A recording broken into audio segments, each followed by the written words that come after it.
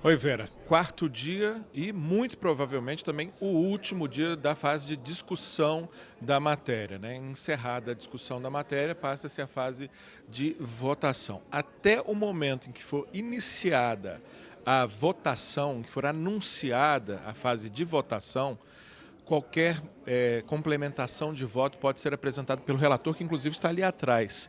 Mas rapidinho, vou mostrar aqui o painel eletrônico para mostrar que temos 14 membros já com presença registrada, ou seja, faltam ainda 11 parlamentares para alcançar o quórum para início das discussões, que é de 25. Lembrando que o total de membros titulares da comissão é de 49, por isso, portanto, a necessidade de 25 presentes para dar início aos trabalhos, mas está dentro do atraso regulamentar, entre aspas, aqui, que sempre ocorre, né, no início de cada sessão de discussão. A grande questão hoje, envolvendo todas as negociações que não estão apenas aqui dentro, mas são muito maiores, muito mais amplas, envolve especialmente os governadores, é justamente a inclusão dos estados e dos municípios na reforma. Eu lembro a você que a proposta inicial do governo abrangia estados e municípios, dava um prazo aí de 180 dias para que estados e municípios regulamentassem de maneira específica a questão previdenciária em suas unidades da federação, ou então essa reforma da Previdência valeria também para estados e municípios.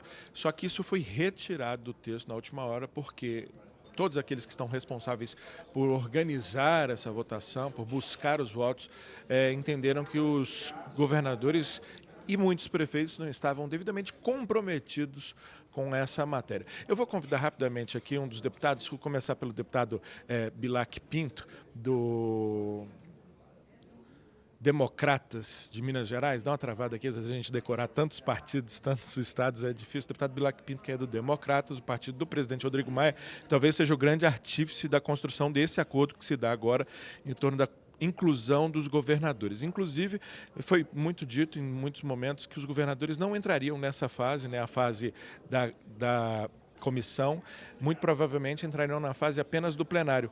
Mas parece que isso mudou um pouco, parece que a sinalização dos governadores de muitos governadores parece ser mais intensa no sentido de já entrar o mais rápido possível para ganhar tempo, inclusive, nesse processo, né, deputado Bilac Pinto?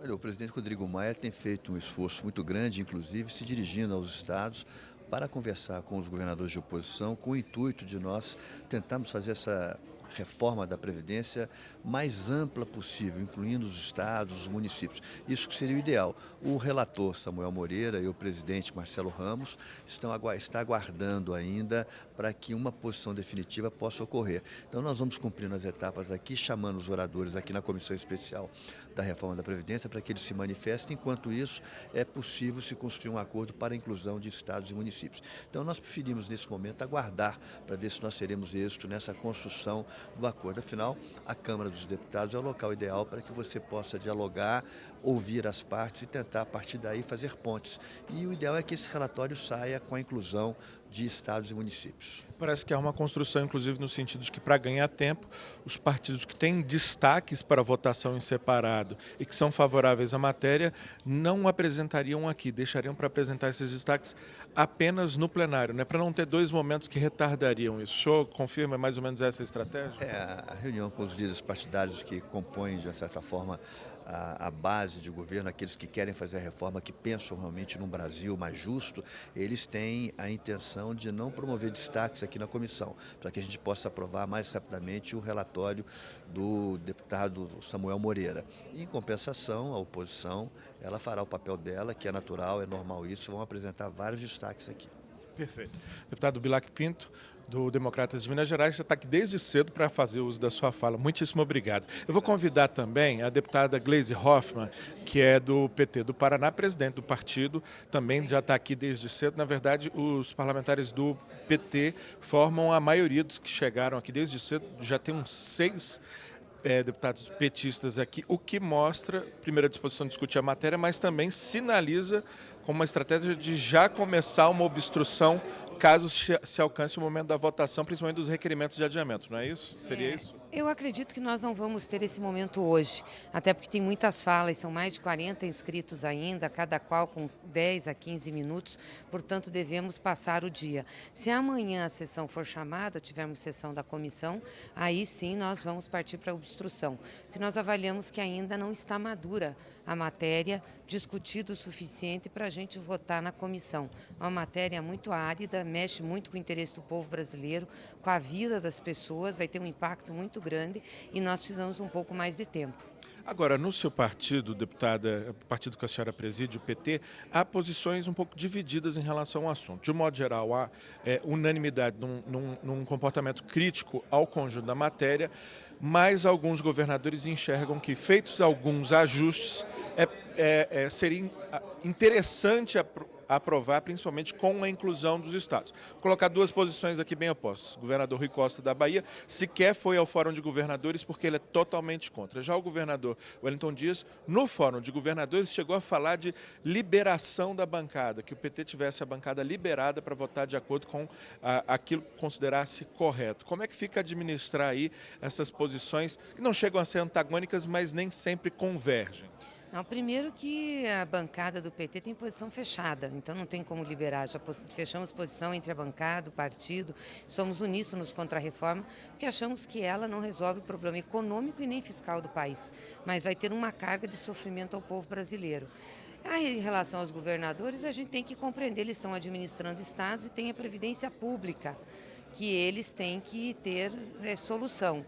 O que nós sempre defendemos é que os estados brasileiros têm que fazer uma reforma como a que foi feita em termos de governo federal na época do presidente Lula e da presidenta Dilma. Nós tivemos uma reestruturação da previdência pública, do regime próprio de previdência social do servidor público, e muitos estados não fizeram. Agora, não dá para fazer isso desmontando o regime geral da previdência social. Isso nós não aceitamos, porque o regime geral é o que protege os mais pobres. E em termos também de previdência pública, tem muita coisa que nós temos que cuidar dos professores, cuidar dos policiais militares, que são categorias que ganham menos e são fundamentais para os estados. Então a gente compreende essa posição, mas agora isso também está resolvido porque o relator retirou do processo qualquer menção, qualquer situação envolvendo estados e municípios em relação a esses fatos. Agora, a gente já viu ocorrer nessa comissão algo que é relativamente raro, que é a substituição da tradicional obstrução por requerimentos de adiamento, etc., por um outro tipo de obstrução mais voltada ao conteúdo, uma discussão mais longa, mais aprofundada, que permitiu que todos os parlamentares pudessem participar, todos os que desejassem participar.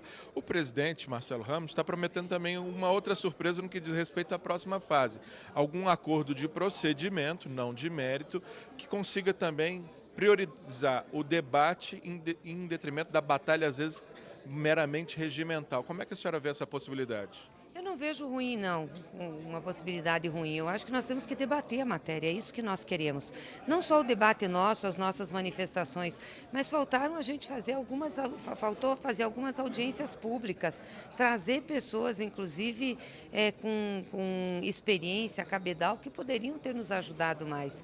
Veja, a comissão tinha até 40 sessões para discutir a matéria, para fazer as audiências públicas. Nós fizemos em 16. Agora a gente deve estar nem na 20ª para fazer os debates. Por que a gente não utiliza as 40 sessões que nós temos direito e fazemos esses debates e fazemos essas discussões? É isso que nós queremos. Perfeito. Muitíssimo obrigado, deputada Gleisi Hoffmann. Repito, PT do Paraná, mas a presidente do partido. Podemos...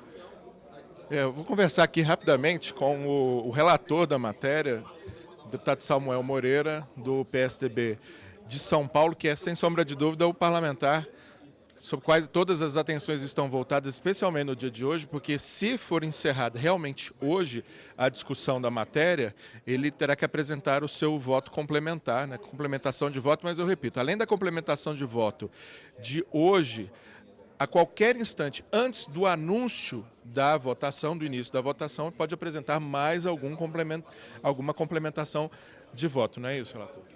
Exatamente. Estamos nos preparando agora para o encerramento da discussão encerrando a discussão, fazermos a apresentação do voto complementar.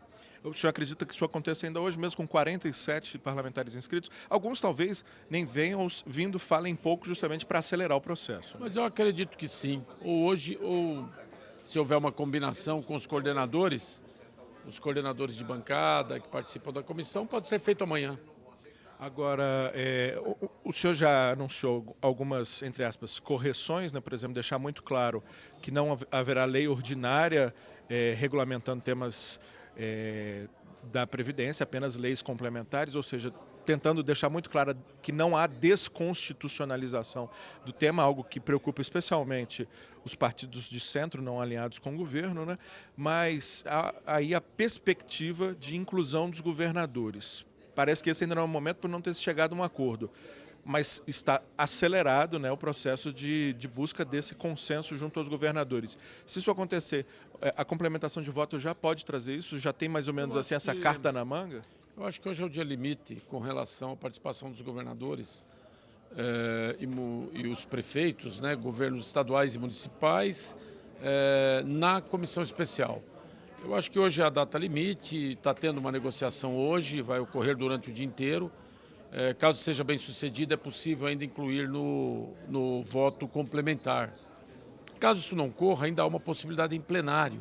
Então eu diria que aí fica para o plenário decidir. Mas nós estamos na torcida para que haja essa inclusão de estados e municípios.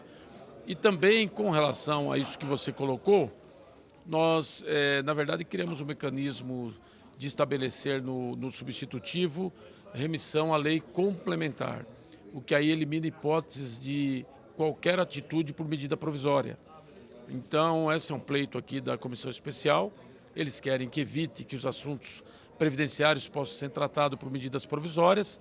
Então, ao remeter à lei complementar ou manter na Constituição, evita-se medidas provisórias que só podem ser feitas substituindo lei ordinária. Perfeito. Muitíssimo obrigado. O relator da matéria, deputado Samuel Moreira. Essa informação é extremamente importante, né, para você que está nos assistindo. Vou até dar uma olhada no painel agora. Temos já 20, faltam apenas 5 presenças para dar início efetivamente a essa sessão. Um atraso já clássico aí de quase 1 hora para o início dos trabalhos. Eu lembro a você que muitos dos parlamentares que estão aqui estão presentes, mas não registraram a presença porque são contrários à matéria. E aí é uma forma de obstrução. Não registram a presença para não facilitar o início da discussão. Afinal de contas, a obrigação não é deles, não são eles que apoiam a aprovação da matéria, mas a partir do momento que aqueles que apoiam a matéria alcançam o número do quórum, que é de 25, a esses que estão aqui presentes registram a sua presença para poder terem direito à fala, que eu repito, é de 15 minutos para os membros titulares e suplentes e 10 minutos para os não membros, e tem aquela orientação da liderança do governo, das lideranças dos partidos que apoiam a reforma, de que os parlamentares não utilizem todo o tempo para tentar agilizar, aqueles inclusive que estiverem dispostos abram mão do tempo de discussão. Mas nem sempre isso é obedecido, afinal de contas os parlamentares também às vezes têm questões pontuais. A reforma é muito ampla, muito complexa e às vezes você é um apoiador do conjunto da reforma, mas tem um ponto específico ali que você acha que está se cometendo uma injustiça, está se cometendo alguma ilegalidade, inconstitucionalidade, e aí você usa o seu tempo para atacar aquele ponto específico. Lembrando, essa parte que o deputado Samuel Moreira nos colocou agora é muito importante, porque ela vinha gerando muita confusão, que é deixar claro que todos os temas que não estão contemplados na Constituição sobre Previdência serão tratados apenas em lei complementar. O que significa isso? Como não vai ser lei ordinária, a lei simples, uma medida provisória não pode ser editada para tratar de temas relativos à Previdência. E uma medida provisória, eu lembro a você, ela tem validade imediatamente após a publicação, vale por mais 120 dias e tem a força da edição de uma matéria por parte do Poder Executivo, que muitas vezes constrói, né, a sua base de forma a garantir que a matéria, se não for aprovada por ampla maioria, pelo menos não seja rejeitada. Então esse é um ponto muito importante que vinha mexendo muito com alguns parlamentares que são favoráveis à matéria, mas vinham se colocando contrariamente a esse ponto específico. Diz respeito também a chamada desconstitucionalização. Só para a gente explicar rapidamente mais uma vez o que é isso. Hoje, quase tudo dos direitos previdenciários estão na Constituição, que é bastante detalhada. Há muito também lei complementar e lei ordinária, mas hoje a maior parte dos direitos do nosso sistema, o desenho do nosso sistema, está na Constituição. A proposta original desconstitucionalizava praticamente tudo, tirava tudo e remetia a leis complementares e leis ordinárias. Em 26 de março, o grupo conhecido, os partidos de centro, que não são alinhados automaticamente com o governo, mas apoiam a reforma da Previdência, soltaram um documento com 3 pontos. Contra mudanças no benefício de prestação continuada, contra mudanças no sistema de previdência rural e principalmente contra a desconstitucionalização. Ou seja, tudo deveria permanecer na Constituição para que fosse mais difícil alterar direitos, porque uma PEC exige 308 votos na Câmara e 41 no Senado. Pois bem, o relator fez lá várias modificações para garantir que todos os temas constitucionais continuassem lá, só que como está sendo feito um processo de modificação, algumas coisas que são novas deveriam entrar na Constituição ou ser remetidos à lei complementar. O relator entendeu que coisas novas, que não são aquelas que já estavam na Constituição, algumas poderiam ser sim remetidas à lei complementar.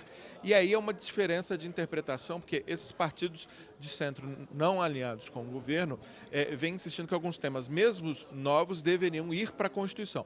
Aí há todo tipo de leitura, porque não é apenas um partido, nem um bloco definitivo, mas um conjunto de partidos, PP, PL, antigo PR, PRB. Então, há leituras diferentes a respeito do que deve ser ou não constitucionalizado do novo, das mudanças. Mas, de um modo geral, o relator, o deputado Samuel Moreira, acredita que com seu novo voto, com sua complementação de voto, ele está contemplando esse desejo desses partidos que hoje são muito importantes, porque reúnem cerca de 200 votos. Se a reforma da Previdência carece de 308 votos, o partido do governo, o PSL, tem apenas 54, e esse grupo tem cerca de 200 votos, esses votos são fundamentais para garantir a aprovação da matéria. 9 horas e 51 minutos, 23, apenas 2 presenças para o início dessa reunião da Comissão Especial da Reforma da Previdência, que você vai poder acompanhar na íntegra, na transmissão da TV Câmara, mas também no YouTube. E lá no YouTube você pode comentar, você pode interagir, e eu inclusive faço mais uma vez o convite, reitero o convite para que você se inscreva no nosso canal do YouTube. Uma forma mais fácil de chegar lá, câmara.leg.br/YouTube, e tem também um sininho lá para você clicar e assim ficar sabendo sempre que uma nova transmissão ao vivo acontecer, você é notificado. Mas num dia como hoje, quarta-feira, nós temos cerca de 50 transmissões ao vivo pelo YouTube. Você pode até se chatear com tantas notificações, mas aí não se desinscreva do canal. Apenas clique lá no sininho que você para de receber as notificações ou recebe menos notificações. Qualquer momento a gente pode voltar ao vivo aqui na TV Câmara ou no YouTube com mais informações sobre a reforma da Previdência ou sobre todos os assuntos que acontecem na Câmara dos Deputados. Até mais, Vera.